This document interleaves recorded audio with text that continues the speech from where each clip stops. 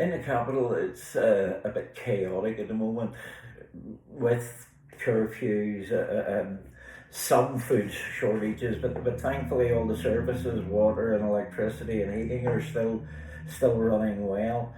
But driving around the capital is just unreal. It's like early 70s Belfast, homemade barriers and barricades and chicanes and uh, civil defence groups and military everywhere, heavy weapons and semi-automatics, etc., at every street corner. So yes, it is getting a bit insane in the city centre, but still a great feeling of determination amongst the military, etc.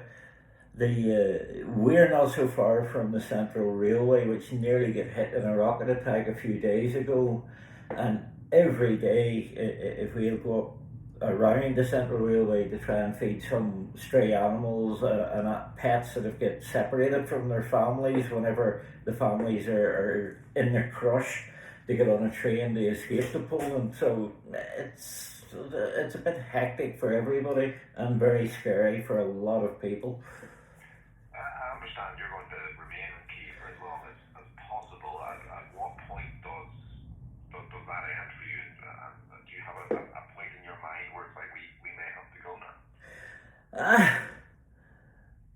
Tanya and myself, I think our biggest problem is we're both very stubborn people. But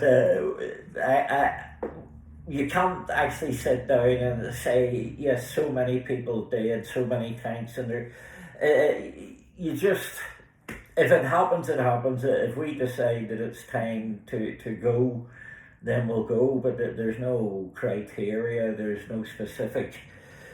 I don't know. It's just at the minute we want to hang on as long as possible and feed animals, help neighbours, whatever we can do to be useful just at this time. Yes. Yeah, I was just going to ask, what do you do with your day at this point? I mean, what can you do at this point?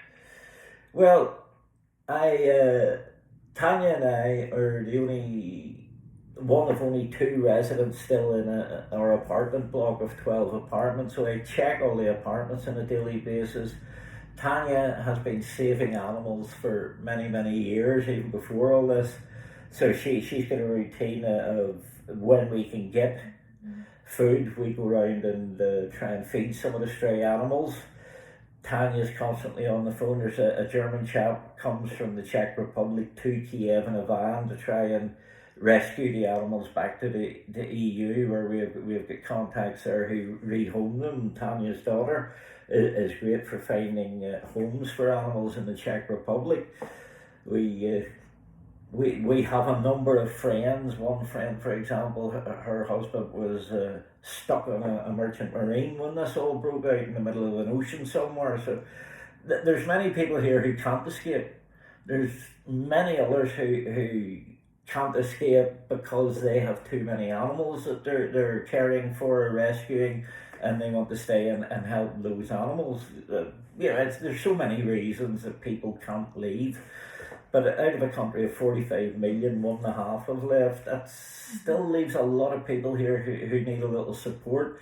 Should it just be somebody to talk to? Should it be making them a cup of tea or getting their groceries out of the supermarket? There's many little things. Plus road very dangerous now. Many marauders. Many people, civils who have guns, who can rob and shoot in car and robber people. Yeah. Hello, is that you, Tanya? Yeah. Yeah. Yeah, Tanya, just to ask you about the situation in Kyiv as well, and you're a native Ukrainian, Yeah. And your husband talked about barricades there and weaponry on the streets. I mean, I just can't understand what it might be like to see your home city, to see somewhere you're from transformed into that.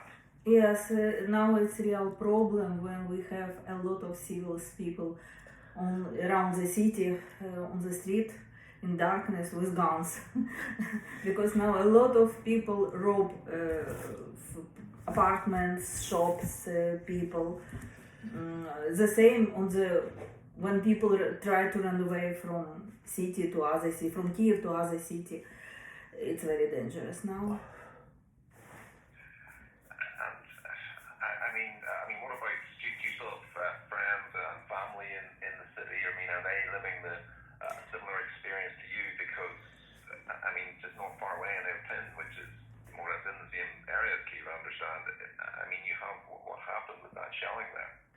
What happened? Nearly half my friends ran away.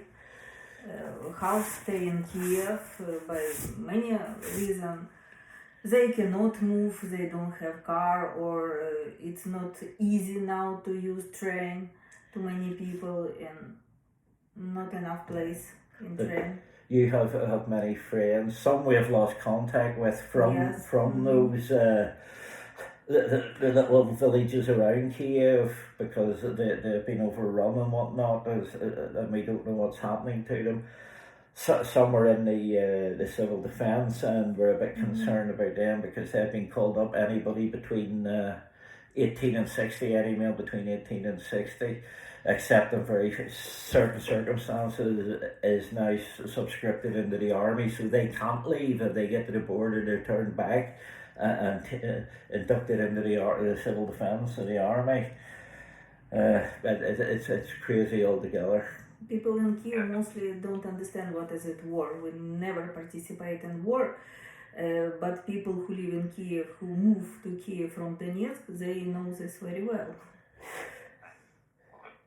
Look after yourselves, both of you, and I really appreciate you taking the time out to speak to us. Hopefully we'll get a chance to check in with you both again. That's Geoff Dewey there from Foyle. Hello, Geoff. Yep. Geoff, thank you very much for doing that for us this morning. And thanks, Tanya, for us as well. We really appreciate your time. Anytime, not a bother. Thanks a lot. Thank you. Stay safe. Thank you. And you. Cheers. Bye bye.